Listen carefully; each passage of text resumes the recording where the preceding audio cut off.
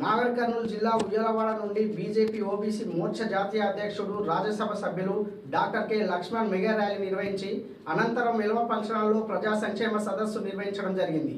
ఈ కార్యక్రమంలో దిలీపాచార్యతో పాటు తదితరులు బీజేపీ నాయకులు పాల్గొన్నారు।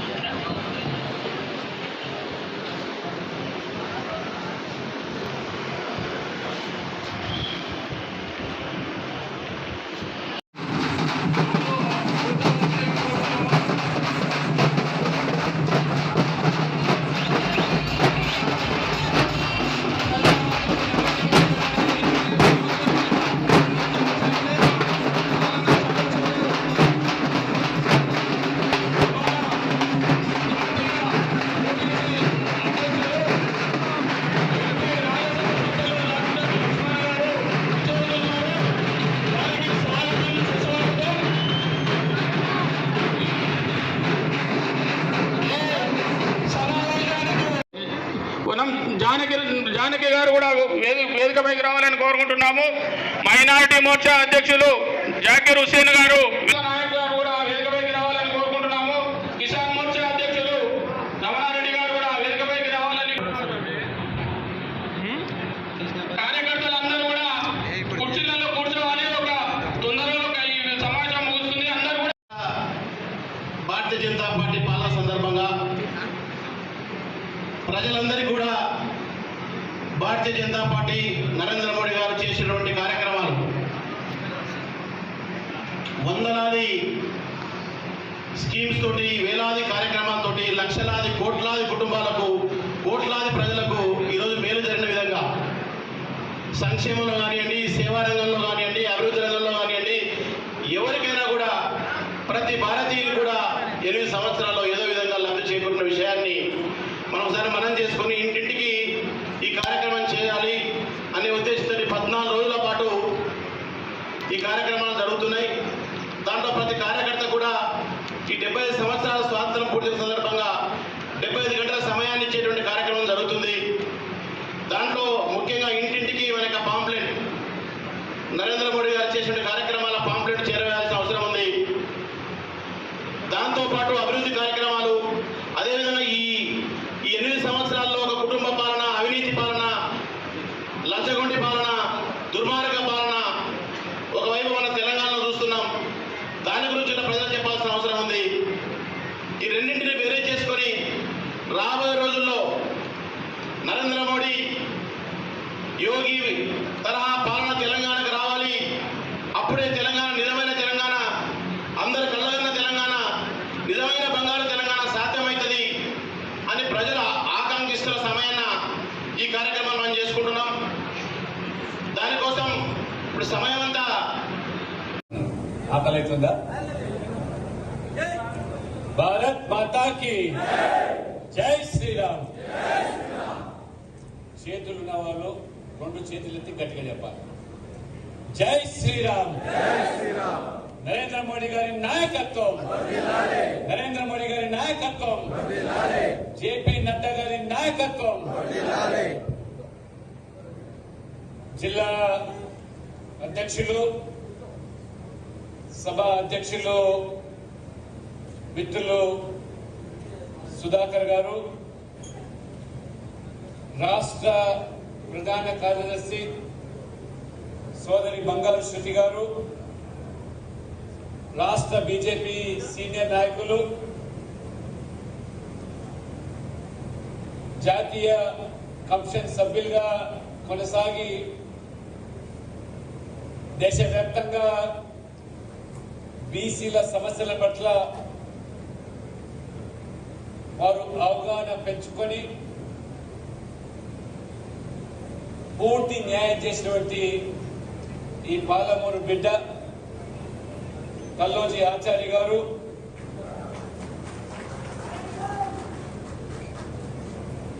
అనేక సంవత్సరాలుగా కల్వకుర్తి పోటీ చేస్తున్నప్పటికీ ఎక్కడో త్రుటిలో తప్పిపోతున్నాడు. పార్టీకి అంకితభావంతో పనిచేస్తూ ఈరోజు ఒక భవ్యమైన స్వాగతము, ఒక చక్కటి సభను ఏర్పాటు చేసి ఇక్కడ టీఆర్ఎస్ ధీటుగా ఎదుగుతున్నటువంటి వ్యక్తి దిలీపాచారి గారు, వేదిక మీద అనేక మంది జిల్లా నాయకులు, రాష్ట్ర నాయకులు, మోర్చాల అధ్యక్షులు, మరి ముఖ్యంగా కార్యకర్త సోదరులు, సోదరిమణులు, పాత్రికేయ మిత్రులు, 8 సంవత్సరాల నరేంద్ర మోడీ పాలన పురస్కరించుకొని ఈసారి మీరందరూ నాకు భరోసా కల్పిస్తున్నారు. వచ్చే అసెంబ్లీలో ఆచారి ఒక శాసనసభ్యులుగా గెలిపించే బాధ్యత మీ అందరి మీద ఉన్నదా? తీసుకుంటారా బాధ్యత? దిలీపాచారి గారు వారు కూడా భారతీయ జనతా పార్టీలో చేరినప్పటి నుంచి నేను రాష్ట్ర అధ్యక్షుడిగా ఉన్నప్పుడే వారు పార్టీకి అంకితభావంతో పనిచేస్తూ ఈరోజు ఒక భవ్యమైన స్వాగతము, ఒక చక్కటి సభను ఏర్పాటు చేసి ఇక్కడ టీఆర్ఎస్ కు ధీటుగా ఎదుగుతున్నటువంటి వ్యక్తి దిలీపాచారి గారు, వేదిక మీద అనేక మంది జిల్లా నాయకులు, రాష్ట్ర నాయకులు, మోర్చాల అధ్యక్షులు, మరి ముఖ్యంగా కార్యకర్త సోదరులు, సోదరిమణులు, పాత్రికేయ మిత్రులు,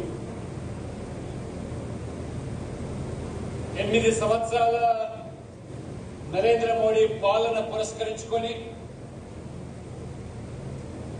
భారత ప్రభుత్వము, భారతీయ జనతా పార్టీ,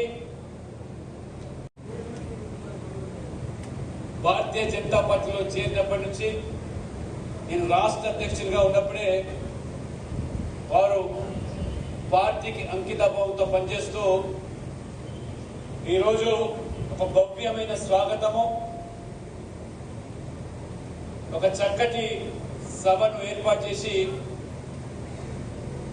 ఇక్కడ టీఆర్ఎస్ కు ధీటుగా ఎదుగుతున్నటువంటి వ్యక్తి దిలీపాచారి గారు, వేదిక మీద అనేక మంది జిల్లా నాయకులు, రాష్ట్ర నాయకులు, మోర్చాల అధ్యక్షులు, మరి ముఖ్యంగా కార్యకర్త సోదరులు, సోదరిమణులు, పాత్రికేయ మిత్రులు, 8 సంవత్సరాల నరేంద్ర మోడీ పాలన పురస్కరించుకొని భారత ప్రభుత్వము, భారతీయ జనతా పార్టీ దేశవ్యాప్తంగా కూడా ప్రజల్లోకి వెళ్లి 8 సంవత్సరాల్లో మేము చేసిన పనులు, మా ప్రగతి నివేదిక, ఏ రకంగా మన పిల్లలు ప్రోగ్రెస్ రిపోర్టు ప్రతి ఏటా తల్లిదండ్రులు సమర్పిస్తూ ఉంటారో అదే మాదిరిగా నరేంద్ర మోడీ గారు తనను ఆశీర్వదించి గెలిపించిన ప్రజలకు ఇచ్చిన మాటకు అనుగుణంగా అభివృద్ధి, సంక్షేమం సమపాలతో 2 కళ్ళు మాదిరిగా ఈ దేశాన్ని విశ్వ విపణిలో ఏ రకంగా ఇవాళ ఆర్థికంగా కూడా అగ్ర దేశాలు కూడా ఆశ్చర్యపోయే రీతిలో ఈ దేశాన్ని ఆర్థికంగా కూడా ముందుకు తీసుకుపోతున్న విషయాన్ని ప్రజలకు తీసుకెళ్తుంది. మిత్రులారా, ఈ 8 సంవత్సరాల మోదీ పాలన, మరోవైపు 8 సంవత్సరాల కేసీఆర్ పాలన, నేను ఈ వేదిక ద్వారా ఒక రాజ్యసభ సభ్యునిగా, ఒక జాతీయ ఓబీసీ మోర్చా అధ్యక్షులుగా ఈ టీఆర్ఎస్ పార్టీ వీలైతే ముఖ్యమంత్రి కేసీఆర్ గారు నీకు వీలు చిక్కకపోతే, ఫామ్ హౌస్ నుంచి బయటికి రాకపోతే, ప్రగతి భవన్ లో బందీ అయితే నీ కుమారుడిని కేటీఆర్ గారిని సవాల్ చేస్తా ఉన్నాను, చర్చకు రమ్మని సిద్ధంగా ఉండమని చెప్పి కోరుతా ఉన్నాను. నేను ఉత్తరప్రదేశ్ యొక్క పార్లమెంట్ సభ్యునిగా ఉత్తరప్రదేశ్ యొక్క అభివృద్ధి, తెలంగాణ యొక్క అభివృద్ధి, ఉత్తరప్రదేశ్ యొక్క పాలన, తెలంగాణ పాలన వేరేందుకు వాదనకు సిద్ధంగా ఉన్నావా నేను సవాల్ చేస్తున్నాను, చర్చకు రమ్మని చెప్పి నేను డిమాండ్ చేస్తా ఉన్నాను. నేను ఉత్తరప్రదేశ్ లో ఆ భవ్యమైనటువంటి అయోధ్యలో నిర్మాణమే రామ మందిరం, రాముడి యొక్క ఆశీస్సులు తీసుకొని రాముడికి ఏ రకంగా లక్ష్మణుడు సేవలో అంకితంతో పనిచేశాడో ఇవాళ ఉత్తరప్రదేశ్ లో ఉన్నటువంటి ముఖ్యమంత్రి యోగి ఆదిత్యనాథ్ యొక్క అండదండంతో నేను తెలంగాణ గడ్డ మీద యూపీ తరహా పాలన తీసుకొచ్చేదానికి నేను సిద్ధంగా ఉన్న సర్వం. యూపీ తరహా పాలన అంటే అవినీతి రహిత పాలన, కుటుంబ రహిత పాలన, పారదర్శకత, జవాబుదారితనం. మీరు సిద్ధంగా ఉన్నారా? తెలంగాణలో అవినీతి లేని పాలన జరుగుతూ ఉన్నారా? ఇవాళ తెలంగాణలో పూర్తిగా కుటుంబ పాలన కొనసాగుతుందా లేదా ఇవాళ పూర్తిగా ఒక నియంత్రిత పాలన కొనసాగుతుందా లేదా కేటీఆర్ గారు చర్చకు సిద్ధంగా ఉన్నారని అడుగుతున్నాను. ఇవాళ ఉత్తరప్రదేశ్ ముఖ్యమంత్రి కాకముందు యోగి ఆదిత్యనాథ్ గారు 2017లో ఉత్తరప్రదేశ్ లో 1,50,000 కోట్ల బడ్జెట్. ఈ 5 సంవత్సరాల్లో యోగి ఉత్తరప్రదేశ్ లో ₹1 పన్ను ప్రజల మీద భారం మోపకుండా, ₹1 పన్ను పెంచకుండా ఈ రోజు 6 లక్షల కోట్ల రాష్ట్ర బడ్జెట్ ప్రవేశపెట్టారంటే ఏ విధమైనటువంటి అవినీతిని కట్టడి చేశారు. గత పాలనలో ఏ రకంగా ప్రజల సొమ్మును దండుకున్నారు, దోచుకున్నారు, వారు కమిషన్లు కొట్టారో అవన్నీ కూడా అరికట్టే ఇవాళ 6 లక్షల కోట్ల బడ్జెట్ ఉత్తరప్రదేశ్ లో. ఇవాళ మేము ఒక అభివృద్ధి ఎజెండాతో పోతా ఉంటే మీరు ఇవాళ కుటుంబం ఎజెండాతో పోతున్నాం. నరేంద్ర మోడీకి ఇవాళ దేశంలో ఉన్నటువంటి కాశ్మీర్ నుంచి మొదలుకొని కన్యాకుమారి వరకు, అటక్ నుంచి కథక్ వరకు, తెలంగాణ నుంచి త్రిపుర వరకు ఈ దేశంలోని ప్రతి నాగరికుడు కూడా నరేంద్ర మోడీ నా కుటుంబ సభ్యులే, నాకు తల్లి, చెల్లి, అక్క, అన్న, తమ్ముడు, వారు తండ్రిగా భావిస్తూ ఉంటే, వారి అభివృద్ధి కోసం పాటుపడుతూ ఉంటే కేసీఆర్ భారత ప్రభుత్వము, భారతీయ జనతా పార్టీ దేశవ్యాప్తంగా కూడా ప్రజల్లోకి వెళ్ళి ఎన్ని సంవత్సరాల్లో మేము చేసిన పనులు, మా ప్రగతి నివేదిక, ఏ రకంగా మన పిల్లలు ప్రోగ్రెస్ రిపోర్టు ప్రతి ఏటా తల్లిదండ్రులకు సమర్పిస్తూ ఉంటారో అదే మాదిరిగా నరేంద్ర మోడీ గారు తన ఆశీర్వదించి గెలిపించిన ప్రజలకు ఇచ్చిన మాటకు అనుగుణంగా ప్రగతి నివేదిక ప్రతి ఏటా వారు పొందుపరుస్తూ ఉన్నారు ప్రజలు. ఒకవైపు ప్రభుత్వము, రెండో వైపు పార్టీ పరంగా కూడా 8 సంవత్సరాల పాలనలో భారత ప్రజల ఆకాంక్షలకు అనుగుణంగా 370 ఆర్టికల్ జమ్మూ కాశ్మీర్ ప్రజల ఏదైతే దశాబ్దాలుగా మనం కార్యకర్తలుగా 370 ఆర్టికల్ రద్దు డిమాండ్ తో ప్రజల్లోకి వెళ్తున్నామో, ఈ 75 సంవత్సరాల స్వాతంత్ర భారతంలో 370 ఆర్టికల్ రద్దు చేసి జమ్మూ కాశ్మీర్ ప్రజలు భారతదేశంలో అంతర్భాగం చేస్తూ డాక్టర్ బాబాసాహెబ్ అంబేద్కర్ యొక్క రాజ్యాంగ పరిధిలోకి తీసుకొచ్చినటువంటి మహానుభావుడు అది నరేంద్ర మోడీ గారు. 370 ఆర్టికల్ రద్దు చేస్తే అగ్గి రాజుకుంటుంది, దేశం కల్లోలమవుతుందని చెప్పి ఆనాడు నెహ్రూ చేసిన తప్పిదం కాశ్మీర్ పండితుల వారి యొక్క అర్థనాథాలు అర్థం చేసుకున్నటువంటి పార్టీ ఇవాళ 370 ఆర్టికల్ రద్దు. కోట్లాది ప్రజల మనోభావంతో ముడిపడినటువంటి రామ మందిర నిర్మాణం అది కళ సాకారం అవుతుందని ప్రశ్నించినటువంటి వ్యక్తులకు ఆ కళను సాకారం చేసినటువంటి భారతీయ జనతా పార్టీ, నరేంద్ర మోడీ. ముస్లిం మహిళల యొక్క త్రిపుల్ తలాకు చట్టాన్ని రద్దు చేసి ముస్లిం మహిళలకు ఆపద్ బాంధుడుగా, పెద్దన్నగా ఇవాళ నరేంద్ర మోడీ గారు. దీనితో పాటు అభివృద్ధి కార్యక్రమాలు, అభివృద్ధికి పెద్దపీట వేసి పేదల సంక్షేమ పథకాలు దాదాపు 350 పైగా పథకాలు పేదల కోసం, బడుగు వర్గాల కోసం, బలహీన వర్గాల కోసం, రైతుల కోసం, మహిళల కోసం, దళితుల కోసం ప్రవేశపెట్టిన పథకాలు ఏ మేరకు వాళ్ళ ప్రజలు సమాజంలో చిన్న చిన్న వ్యక్తికి, పేదరికంలో అత్యంత పేదవాడికి. నమస్కారం. భారత్ మాతా కీ, భారత్ మాతా కీ, భారత్ మాతా కీ. ఈరోజు నాగర్ కర్నూలు నియోజకవర్గానికి, అదేవిధంగా నాగర్ జిల్లా కేంద్రానికి మన ఆత్మ బంధువు మన తెలంగాణ ముద్దుబిడ్డ బడుగుల ఆశాజ్యోతి నరేంద్ర మోడీ గారు ప్రత్యేకంగా గుర్తించిన వ్యక్తి. భారతదేశంలో ఒక అత్యున్నత రాష్ట్రం ఉత్తరప్రదేశ్ నుంచి మొట్టమొదటిసారి తెలంగాణ నుంచి రాజ్యసభకు ఎన్నికైన వ్యక్తి మన ఆత్మ బంధువు లక్ష్మణ్ గారు తరలి వచ్చిండ్రు. వారికి నేను హృదయపూర్వకంగా అభినందన తెలియజేసుకుంటున్నాను. అదేవిధంగా మనమందరం కూడా ఇవి గర్వించే క్షణాలు. వారు మొట్టమొదటిసారి రాజ్యసభకు ఎన్నికైన తర్వాత నాగర్ కర్నూలు కేంద్రానికి రావడం మన నాగర్ కర్నూలు జిల్లా పైన వారికి ఉన్న మమకారం ప్రేమను చూపిస్తుందని చెప్పి ఈ సందర్భంగా తెలియజేస్తున్నాం.